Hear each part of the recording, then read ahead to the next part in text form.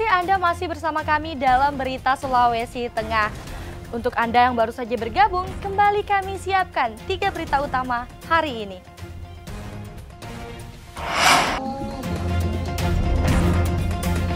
Ratusan warga Poso menjalani pengobatan hipnoterapi.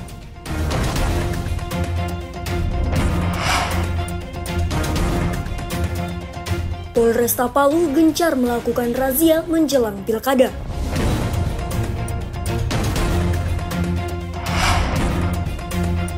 Ratusan nelayan di Teluk Palu kesulitan mendapatkan perahu.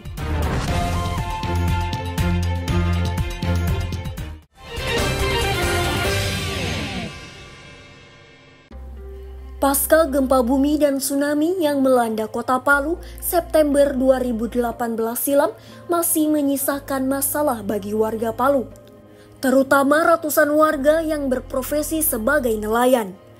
Mereka hingga kini kesulitan memenuhi kebutuhan hidupnya karena terkendala peralatan menangkap ikan. Ratusan nelayan kehilangan perahu saat terjadi tsunami 2018 lalu, seperti yang dialami nelayan di Kelurahan Lere, Kecamatan Palu Barat. Kurangnya perahu menjadi salah satu kendala yang mereka alami saat ini. Dari ratusan nelayan, hanya puluhan perahu yang masih normal dan siap digunakan melaut. Kondisi ini membuat mereka terpaksa bergantian untuk menggunakan perahu. Jadi, maunya kita nelayan ini seperti perahu yang punya sendiri begitu. Jadi tidak ada baku ganti. Kalau untuk di kelompoknya kita sendiri ada berapa perahu? Kalau pembagian itu cuma dua. Nah, satu kelompok itu berapa anggota? 12 orang. Iya, sudah itu saya yang saya bilang tadi. Sepertinya itu. Jadi keinginan kami itu untuk pribadi supaya malam-malam turun. Bisa turun ya. Ya, memang ada beberapa nelayan yang memiliki perahu pribadi, tapi bisa dihitung jari. Sebagian besar dari mereka belum memiliki perahu lantaran kendala finansial. Mereka pun bergabung dalam kelompok nelayan dengan memanfaatkan bantuan perahu untuk kelompok. Setiap kelompok disiapkan sekira 2 perahu, sementara satu kelompok nelayan terhimpun 10 hingga 12 anggota. Mau tak mau, mereka harus saling mengantri untuk bisa mencari rezeki. Jika belum tiba gilirannya, terpaksa tak bisa turun melaut. Tak cukup itu saja, kendala itu diperparah dengan kondisi sebagian perahu yang sudah tua dan usang. Usia perahu yang sudah bertahun-tahun mereka pakai ini, bahkan beberapa di antaranya telah bocor. Satu-satunya cara ialah ditambal menggunakan lem. Seperti yang kami pakai ini kondisinya perahu kurang ini lagi. Sudah tua. Banyak bocor. Beberapa kali dilem. Baru-baru ini kan ada yang mendapatkan. Jadi kita yang belum mendapatkan ini setengah mati menunggu. Karena perahu kita sudah tua kan. Sudah setengah mati juga dipakai. Solusinya ya nanti dicarikan, nanti ada uang baru diberikan lem. Dilem sendiri, siapa yang pakai itu bocor, disini ada. Nah ini perahu yang gantian ini tuh. Kalau perahu yang ya untuk pribadi ya kemungkinan tergantung dia lem atau tidak. Mereka berharap bantuan perahu bisa kembali ditambahkan.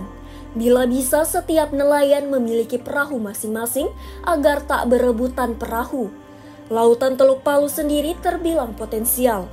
Banyak jenis tangkapan yang bisa didapatkan nelayan, mulai dari ikan, kepiting, hingga udang. Syahrul Cahya melaporkan dari Palu. Setelah sempat terpuruk karena dampak cuaca buruk, para petani garam di kota Palu kini mulai bangkit. Usaha garam yang sempat terhenti selama hampir 5 bulan kini mulai beroperasi kembali. Seiring dengan cuaca kota Palu yang cerah dan tibanya musim kemarau, kondisi ini menjadi angin segar bagi petani garam. Selama ini ada ratusan petani garam di kawasan Jalan Penggaraman, Kelurahan Talise, Kecamatan Mantikulore ini merugi akibat tak bisa memproduksi garam di musim penghujan. Memasuki musim kemarau ini, mereka mulai perlahan aktif kembali. Salah satunya dengan membersihkan lahan-lahan tambak. Hasil panen garam akhir-akhir ini belum maksimal. Sebagian besar dari petani masih dalam proses membersihkan sisa-sisa sedimen kotoran air yang mengendap di dasar tambak. Sekalipun ada yang panen, masih bisa dihitung jari. Mereka berharap jika cuaca sudah mulai membaik, pekan depan bisa mendapatkan hasil pemanenan pertama. Satu persatu mulai terlihat menyiapkan petak per petak lahan tambak mereka untuk menampung produksi garam. Ya insya Allah mudah-mudahan kalau ini sudah mulai, kan ini sudah mulai musim panas. Karena beberapa bulan ini kan kita memang setengah mati karena hujan terus. Ini kan mudah-mudahan ini panas sudah mulai. Ini baru mulai pembersihan semua kan petani ini. Semua ini mulai dari kemarin ini. Karena cuaca sudah agak bagus. Ini semua sudah pembersihan ini lahan. Jadi mudah-mudahan minggu depan ini bisa panen orang. Kalau panas terus lah. Jika beberapa waktu lalu merugi karena tak mendapatkan sepeser pun pendapatan dari usaha garam, kini hasil panen mereka bisa dijual lagi ke pelanggan mereka dengan harga yang lumayan tinggi. Per karung dijual dengan harga Rp150.000 untuk garam bersih. Sementara garam pupuk atau yang masih kotor dijual dengan harga Rp60.000. Cuaca yang baik, utamanya panas, menjadi syarat utama bagi produksi garam bisa maksimal. Proses penguapan air laut yang dialiri ke petak-petak tambak membutuhkan teriknya sinar matahari. Selain itu, juga dibutuhkan panas dalam jangka waktu yang lama. Proses penguapan biasanya memakan waktu 5-7 hari. Syahrul Cahya melaporkan dari Palu. Selain kaya akan jenis ikan, Teluk Palu juga memiliki banyak hasil perikanan seperti kepiting dan udang. Salah satu udang khas yang terkenal dan kerap diburu nelayan adalah lamale, sebutan udang halus untuk warga Palu. Sebagian nelayan bahkan fokus menangkap udang jenis krustasea yang satu ini. Habitat yang paling strategis untuk udang lamale di Kota Palu tepat di bibir muara Sungai Palu, tempat bertemunya antara air tawar dan air asin. Baik udang merah maupun udang putih jadi incaran nelayan. Seperti Selasa pagi, meski terik mentari mulai menyengat kulit, tak menghalangi niat para nelayan udang ini untuk berburu lamale. Sejak pukul 9 hingga 11 pagi, puluhan nelayan mulai melaut. Tangkapan lamale mereka kumpulkan menggunakan keranjang untuk dijual kepada pelanggan. Kalau dari kita punya perkeranjang begitu toh, ya paling waktunya banjir ini paling 150 satu keranjang. Tapi kalau lagi-lagi kurang biasa 2,5. Nah itu pun pembeli itu dari kita, diorang jemur. Begitu kering, diorang jual biasa sampai 70 per kilo, sampai 80. Iya. Ini dijual di pasar atau ada orang?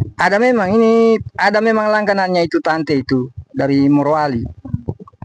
Tidak memang di sini, biar ada dari lain dari Kampung Ler, misalnya Tipo. Tetap juga rasanya beda karena di sini kan mengandung air tawar. Dicampur tuh di muara situ. Jadi itu Terkenal. iya, lamale, lere, Kampung Lere. Per keranjang dijual dengan harga Rp150 sampai Rp250.000 tergantung musim. Harga bisa lebih mahal di saat tangkapan sedikit. Dari pengepul lamale dijemur terlebih dahulu di bawah terik matahari hingga mengering. Hasil lamale kering dijual ke pasaran dengan harga Rp40.000 untuk udang merah dan Rp50.000 untuk jenis yang putih. Salah satunya seperti Dewi, warga Kelurahan Lere yang sudah bertahun-tahun menekuni jualan lamale. Tiap hari ia telaten menjemur udang-udang halus ini sebelum dipasarkan. Sudah lama. Sebelum gempa, sampai di Makassar, sampai di Pasangkayu, hasil sendiri. Berarti kita juga turun. Iya, suami sendiri yang turun. Boleh dibilang udang jenis yang satu ini muncul musiman. Mereka lebih kerap muncul dengan jumlah yang banyak di saat musim penghujan. Saat sungai meluap, tangkapan udang bisa lebih melimpah. Sejak dahulu, udang lamale dikenal warga Kota Palu. Hasil laut yang satu ini bisa diolah menjadi beraneka ragam masakan dengan cita rasa yang lezat dan kaya nutrisi. Syahrul Cahya melaporkan dari Palu.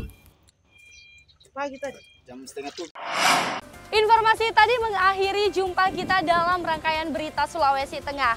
Atas nama rekan kerja yang bertugas, saya Angel Risma mengucapkan terima kasih atas kebersamaan Anda. Selamat beraktivitas dan sampai jumpa. Songdong Puasi, Tabir.